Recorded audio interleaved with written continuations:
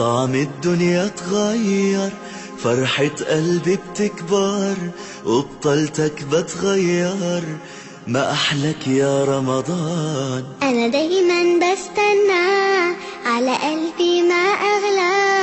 يا رب بلغنا طول ريحته طلت رمضان. رمضان ده حياتي، شمعة لمماتي، يا رب دعاتي تقبلها عطول. رمضان ده رحمة من ربنا، نعمة بيحل حياتنا ويفرشها. وكشف الله به الغمة وجاهد في الله حق جهاده حتى أتاه اليقين، وتركنا على محجة بيضاء ليلها كنهارها لا يزيغ عنها إلا هالك. اللهم صل وسلم وزد وبارك عليه كلما ذكره الذاكرون وغفل عن ذكره الغافلون. اللهم صل وسلم وبارك كما صليت وباركت على إبراهيم وآل إبراهيم إنك حميد مجيد. أما بعد أيها الأحبة الكرام، السلام عليكم ورحمة الله وبركاته، وأسعد الله أوقاتكم في كل خير، وأسأل الله العظيم الذي بنعمته تتم الصالحات أن يجمعنا في دار كرامته ومستقر رحمته مع سيد الدعاة وإمام المرسلين، إنه ولي ذلك والقادر عليه. ولا ليال إلهي بين فريسية سبحانه وتعالى مجلس كان أورنا هانتي مجالست إلهي وجعل يهيئة، ومجلس أينكم مدارسين إنه إلهي هذا الكيس سبحانه وتعالى، ومجلس أين إلهي ودوارنا سبحانه وتعالى، ومجلس قفك فريسته إلهي سبحانه وتعالى سيدي رسولك النشاقي صلى الله عليه وآله وسلم وصينا يوم أفر الرمود وحامرك سكوك إن إلهي حسلوني بسود الجنين، وحالبك إن أين حريسي الدبوليس،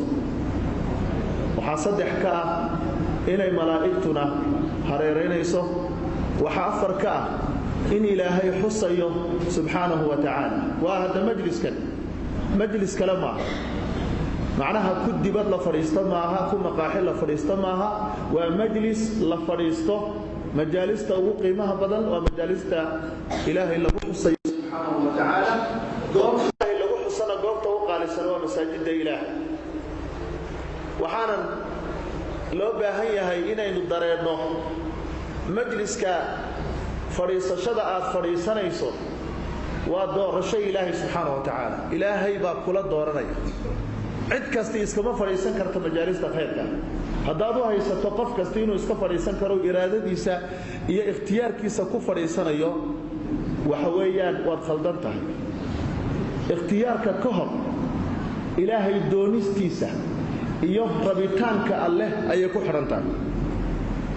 imika masaajidka waynu ku tukanay, dad fara badan may fariisan, nin walba shaqo iska lahaa ama mashquul kale lahaa, ama mid aan mashquul balahayn oo laakiin meelahaas uu raba inuu soo fariisto. laakiin adigu waa fariisatay, Ilaahay baana ku qadaray inaad fariisato. Ilaahay subhanahu wa ta'ala maadaama uu ku qadaray inaad fariisato, waxaan ka baryaynaa inaad ka faa'iideysato. waayo waxa jira dad fara badan oo fariista majaalista khayrka laakiin waxba aan ka faa'iidin baa jirta. rasuulkeena Muhammad alayhi salatu wasalaam dad badan baa la fariisan jiray, qaarna way ka faa'iideysan jireen, qaarna kama faa'iideysan jirin. munaafiqiinta oo kale waad garanaysaan oo rasuulka way la fariisan jireen, majliskiisana way ka qayb gali jireen, laakiin haba yaraatay waxa la waxay ka faa'iideysan jireen may jirin. ilaahay baa ka warrama wuxuu yiri ومنهم من يستمع إليك حتى إذا خرجوا من عندك قالوا للذين أوتوا العلم ماذا قال آنفا. وحاكم إذا قال كل جيسنا يا إلهي سبحانه وتعالى markay agtaada ka baxaan kuwii cilmiga la siiyay ku oranayaan wuxuu markii dhawayta lahaa. ilaahay baa wuxuu ka warramay kuwaasi inay yihiin kuwa qalbigoodu daboolo, ulaa'ika alladheena taba'a Allahu ala qulubihim واتبعوا أهواءهم بإلهي سبحانه وتعالى وأسواكوا الله قلبي وقضبالي هودو دين ويراعين لكن الضوامها إلهي وحلقوا يقانا إنا يكون انتفاع صدان وعدك أي دقيسان يعني يوانا ويكون انتفاع صدان وحبي أترتا إلهي نوحي سبحانه فبشر عباد الذين هيا يسمعون القول يستمعون القول فيتبعون أحسنه وكأدوما إلهي ويدقيستان markay dhageystaan dhagtay u raalicinayaan qalbigay u furayaan markaas hadayna ay raacayaan kiisa ugu wanaaga badan bay raacayaan ilaahayna wuxuu bacadeeyayba waanada iyo waxisu sheega inay dadka muuminiinta anfacdo dadka kale kuma intifacsadaan ilaahay waxaan ka bariyaa majliskeena inuu ka dhigo majlis muuminiin ah oo marka dadkuna ay ku intifacsadaan waxa aynu leenahay Allahumma aamin وذكر فإن الذكرى تنفع المؤمنين وحا ليسكواني وحا وقيب بدنا وحا وحا إلهي كيم سبحانه وتعالى حديثا ما شاكي ومحوها قصص يماها وحق إلهي كيم وغفي عن مادامه النقبة أين إلهي كلمتي سكو أبورنها وإلهي نقوى أبوري سبحانه وتعالى هذا وحي حق إلهي كيم ذو بينكو انتفاع سنينا أو أين وحكوها لنا مجلس كينو نمركا ومجلس عاوة أين القرآن ككذو ورمينو سيدي أدي إعلانك بكو مقاشين أو إلهي سبحانه وتعالى أن ويجي سنينو إنه إنقدق ودد أهل القرآن الله إنقدق سبحانه وتعالى فضل القرآن الكريم وحنوما لنا يقف كستوى مسلمة إنه قرانا يوم هدينو نهي أمد إسلاما معجزة ما أنت أينو هيسنة أمده كلا أردن أينو كقفض لنا وهذه المعجزة الخالدة ومعجزة وارتدأ انت أصوصنا الصوار وارد تهدي إلهينا أمد كستو كتاب لسيي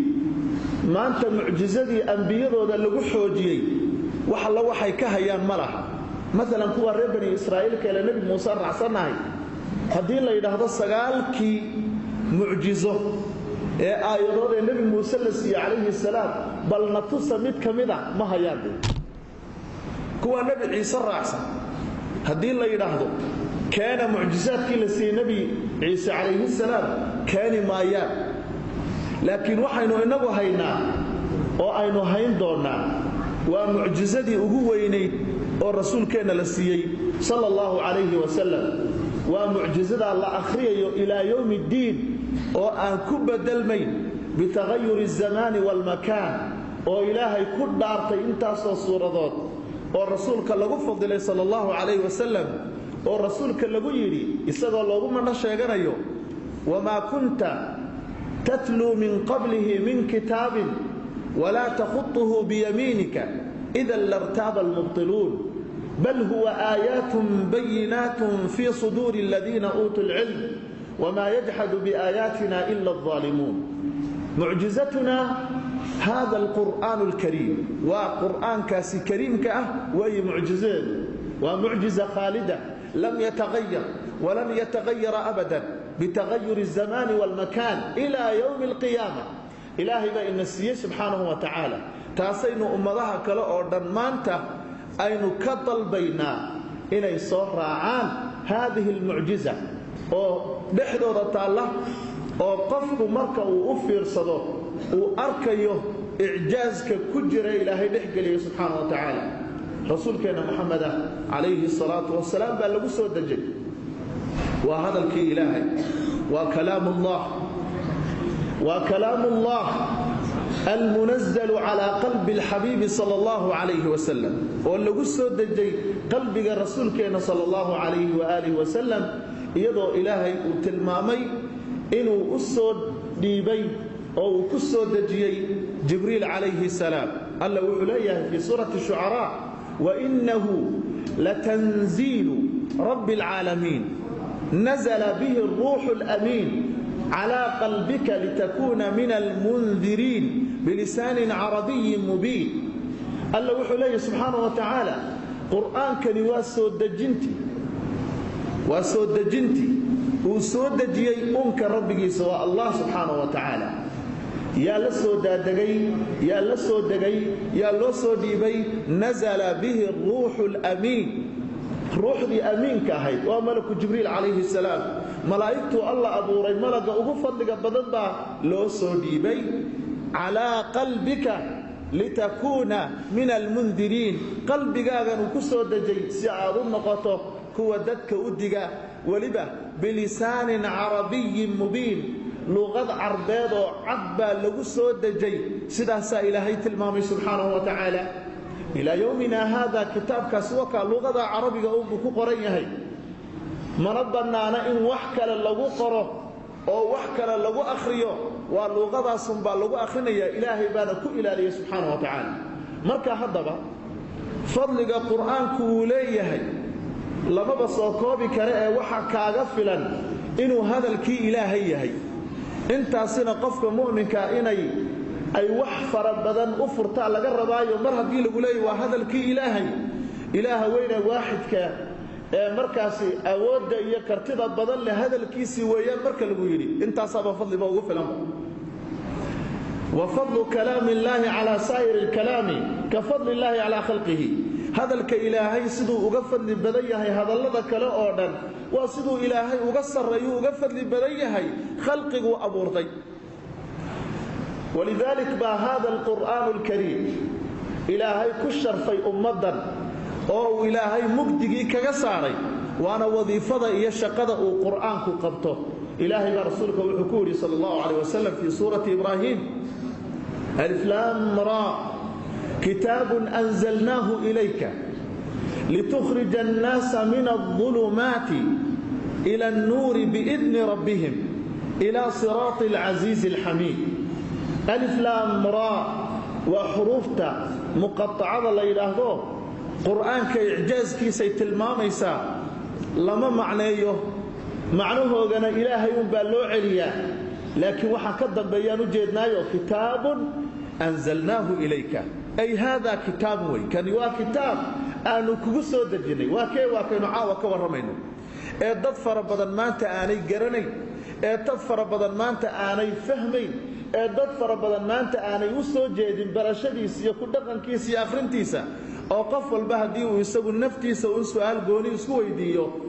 sidee baad quraankan ku tahay uu garanayo inuu ka maray yahay meel badan ka taagan yahay ilaahay ha inagu soo dabaalo quraanka aamiin kitaabun anzalnaahu ilayka wa kitaab aanu kugu soo dejinay limaada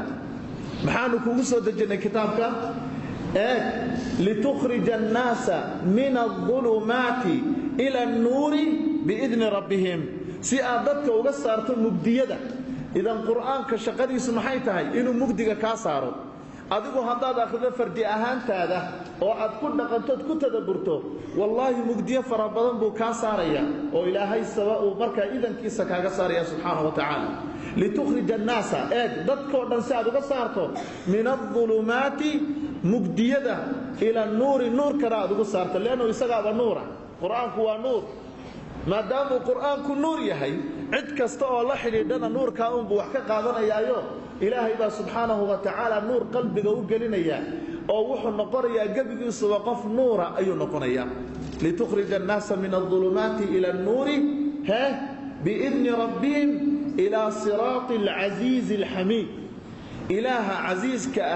ee aan khaldamin ee la mahadiyo jidkiisu ugu saaraya Allahu akbar ilaahay kuwa hay naga dhigo mugdiyaadka uu ka saaro nuurka u saaray Allah naga dhigo kitaabkani ilaahay uu barakeeyay subhanahu wa ta'ala kitaabkan waa kitaab barakaysan kitaabun mubaarak inuu barakaysan yahay intaasoo aayadood buu Allah kaga warramay subhanahu wa ta'ala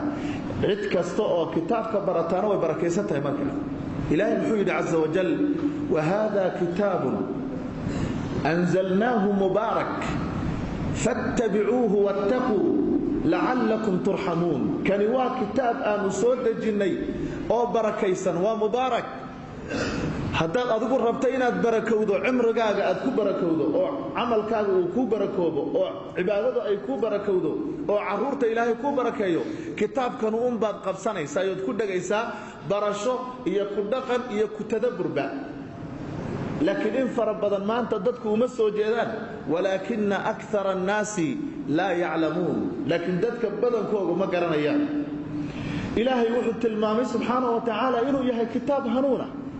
kitaabkani waa hanuun gebigiisu wuxuuna hanuun u yahay cidda rumaysante haddii aad rumaysantaho si dhaba aad u rumaysan tahay waxaanu shaki ku jirin wax kastood jeceshahay inaad hesho ood ku hanuunto qur'aanka ku horseeday ilaahay wuxuu leeyahay caza wajal alif laam miim dhalika alkitaabu laa rayba fiih laa rayba fiih laa rayba fiih ay laa shakka fiih wax shakiyo oo dhexdiisa ku sugan ma jirto wax kastuu ka warramana waa maxay laa shakka fiih wax kastuu ka warramo xukun kastuu sheegay laa rayba fiih wax kastuu dadka amray laa rayba fii xaqiiqatihi wax kastuu dadka u diiday laa rayba wax shakiyo oo ku sugan ma jirto amarkiisoo dhani waa xaq nahyigiisoo dhanna waa xaq qof kasta oo markaa dabada qabsado oo raacana xaq buu ku sugan yahay man qaala bihi sadaq waman xakama bihi cadal waman dacaa ilayhi hudiya ilaa siraatin mustaqiim qofka ku hadla rubbuu sheegay qur'aanka qofka ku xukuma qur'aanka cadaalad buu markaasi ku xukumay dadka qofka qur'aanka xaggiisa dadka ugu yeedhina waxa lagu hanuuniyay wada toosan laa yashbacu minhu alculamaa culimadu kama dhargaan culimada aan ka dhargin waa kuwa alla yaqaanka weey laakiin kuwan ilaahay garanay maba akhriyaanba xataa hadduu akhri isdhaahdana markuu laba bog akhriyo markaaba jilbaha un baa loo galayaa iska kacaya laguma hanuuninayaba marka ilaahay markuu yidhi laa rayba fiihi waxaa laga dambaysiiyey hudan lilmuttaqiin wuxuu hanuun u yahay dadka ilaahay ka baqda subxaanahu wa tacaala muxuu ku hanuuninaya wax kastoo ay jecel yihiin buu ku hanuuninaya wax kastoo ugu toosni badan buu ku hanuuninaya suuratu lisraa ilaahay wuxuu yidhi ina hada alqur'aana yahdii lilatii hiya aqwam ويبشر المؤمنين الذين يعملون الصالحات أن لهم أجرا كبيرا إن هذا القرآن يهدي للتي هي أقوم قرآن كريم أيها الله سبحانه قرآن كريم وحودتك كهنونين يا مدى أقول تصمد بدن للتي هي أقوم في جميع المجالات في مجال الاقتصاد في مجال السياسة في مجال العبادة في مجال الذكر في كل المجالات التي تحتاج إليها قرآن كفوها نونية وحضرت سنة بدأ قرآن كفوها قبستوي إن هذا القرآن يهدي للتي هي أقوم كون ويبشر المؤمنين الذين يعملون الصالحات أن لهم أجرا كبيرا وحونا ضدك مؤمنين تعماش الصدن قبرين وقب بشارين إلى أصبناتي أجري وين إلهي كواه النقدق سبحانه وتعالى وكتاب بركيسان إلهي بركة إيساي نصيه وكتاب نور كيس الله نصيه وكتاب حكمة إيسا الله نصيه ننك برتنا شرفتي سعدنا الله غشا كين مايو رسولكم محمد عليه الصلاة والسلام خيركم من تعلم هاي بوحية من تعلم القرآن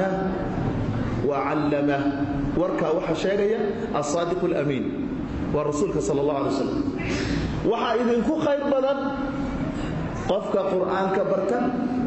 دادك نبرا نكان قرآن برن خيرية دال الشيقين كمجردي qofka muumkii sidiisaba waa khayr buu leeyahay laakiin dalil quraan bartay gaari maayo ilaahay baana dadka kala fadila ilaahay baana dadka kala sarreysiiya dhulku isku mid maaha way kala fadilan yihiin magaalooyinku isku mid maaha oo bani aadamku isku mid maaha bani aadamku Allah abuuray anbiyada ugu fadli badan waad aragteen